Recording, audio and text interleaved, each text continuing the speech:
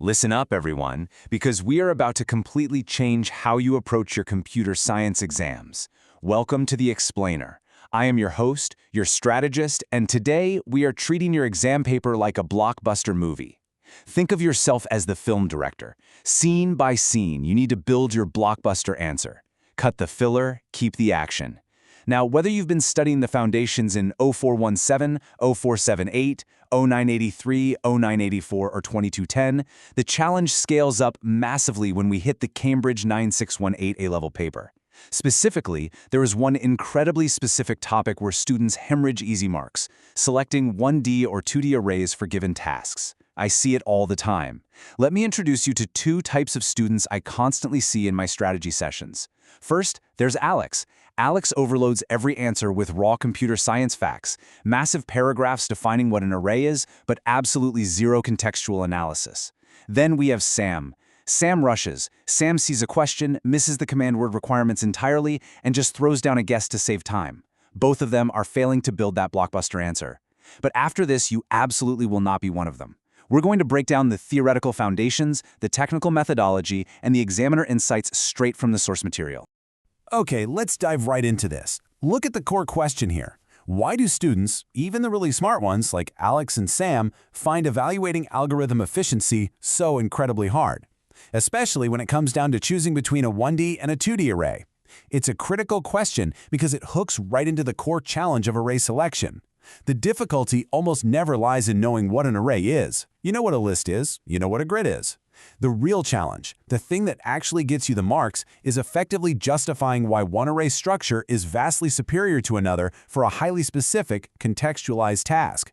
You're not just writing code anymore, you are making high-level architectural decisions. When Alex writes a full page explaining that a 1D array uses a single index and a 2D array uses two indices, the examiner gives 0 marks for analysis. Why? Because Alex isn't evaluating efficiency. Alex is just reciting a textbook. And when Sam just scribbles, use 2D because there is a lot of data, Sam loses marks for ignoring the specific mechanics of the problem. We need to fix this right now. So here is our logical roadmap for today's session. We are going to build this out scene by scene. First up, we're looking at the trap, understanding exactly how the examiners are trying to test your cognitive limits. Second, examiner warnings. We'll do a full autopsy on the biggest mistakes costing students their A-star grades. Third, the procedural framework. This is your script, your step-by-step blueprint. Fourth, the method mark strategy, how to squeeze points out of the examiner even when your final code is slightly off. And finally, top-tier mindset, the exact psychological approach of the top 1% of candidates. Act 1. The trap. We're targeting distinct cognitive domains here. This is where we need to talk about command words. The examiners are not trying to trick you, but they are setting very specific traps based on the verbs they use. When a question says evaluate or justify, they don't want a description, they want a structured argument. This is where I introduce you to the Peel framework: point, evidence, explanation, link. It is the absolute gold standard for structuring your computer science answers. Think of it as the pacing of your movie scene. You make your point, identifying the array type. You provide evidence, pulling specific data requirements from the prompt. You write your explanation, detailing how the array structure handles that data mechanically. And finally, the link, connecting it back to why this makes the algorithm the most efficient choice possible. If Alex and Sam use the Peel framework, their red pen marks would instantly turn into green check marks. Let's look closely at the distinct cognitive domains that Cambridge examiners are actively targeting when they ask you about arrays. This isn't just a memory test. They are assessing 3 distinct conceptual frameworks. First, knowledge and understanding. Do you know the theoretical difference between a 1D list and a 2D grid? Yes, of course you do, but that's only the baseline. Second, application. Can you actually implement these data structures to solve a given problem? Can you write the pseudocode? And third, analysis. This is the boss fight. This is where most students completely freeze. The examiners want to see systematic analysis and evidence-based reasoning. They want you to weigh the options and defend your choice based on the exact data parameters given to you in the prompt. This is exactly where the Peel framework saves you. Before we continue into the exact mistakes students make, subscribe to our YouTube channel Ace the Exams at acetheexams_IGCSE to excel in your Cambridge examinations. Click that subscribe button and hit the bell icon right now. We are consistently putting out the exact strategies you need to dominate these papers. Okay, let's get back to the breakdown. Moving into Act 2, Examiner Warnings. This is the autopsy of lost marks. If you want to know how to win, you have to look directly at how thousands of other students have lost. We are going straight to the principal examiner reports for this. Let's enthusiastically tear into these top 3 mistakes because they are so avoidable it's actually crazy. Number 1, confusing cause and effect. Students constantly describe what the code does rather than explaining why the 1D or 2D array structure causes the algorithm to be more efficient.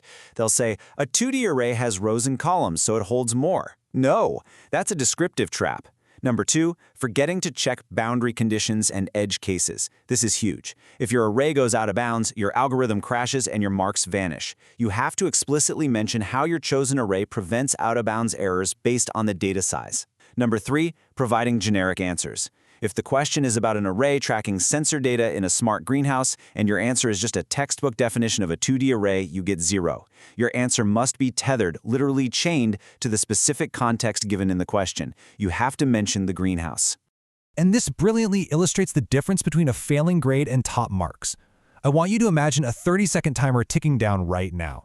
Look at these 2 approaches. A flawed approach, let's call this the SAM approach, looks at an array and says, a 2D array is used so we have rows and columns. Boom, done, rushed. That is confusing cause and effect. The top approach, the blockbuster answer, properly identifies logical outcomes within the specific context using PLEEL. A top student writes, a 2D array is selected here, that's the point, because the context requires mapping temperature readings over 30 days for 5 different sensors, that's the evidence. Where rows represent days and columns represent sensor locations, that's the explanation. Allowing for efficient daily averaging without needing 5 separate 1D arrays, that is the link. See the difference? That paragraph guarantees full marks. Context is literally everything. So how do you remember all of this when the clock is ticking and the exam anxiety kicks in? You use a memory hack. As the film director, you need to storyboard your code. Use a visual story method to encode these concepts using the exact context of the question. Instead of memorizing dry definitions, visualize the actual physical space of the problem. If it's the greenhouse, picture a 1D array as a single line of sensors along one physical wall. Picture a 2D array as a complete grid mapping the entire floor plan. When you need to remember boundary conditions, visualize the physical glass walls of that greenhouse. If your code tries to access a sensor outside that building, it hits the glass and shatters. Creating these highly descriptive, contextualized visual rules helps you securely encode boundary conditions so you can instantly recall them. You stop thinking about abstract numbers and start thinking about real-world logic. Act 3. The procedural framework. The blueprint for exam success. We've done the autopsy on the mistakes. Now, we build the cure. Stop scrolling. Subscribe to our YouTube channel Ace the Exams at acetheexams_IGCSE to excel in your Cambridge examinations. We've helped thousands of students improve by 2-3 grade boundaries. Join them right now by subscribing to @acetheexams_IGCSE and turn on all notifications so you never miss our weekly exam strategy sessions. Seriously, if you want that A-star, hit the button. Now, let's get into the step-by-step methodology. Welcome to our interactive workshop. I want you to mentally engage with this process. When you're tackling these 96-18 exam questions, you need a safe, unbreakable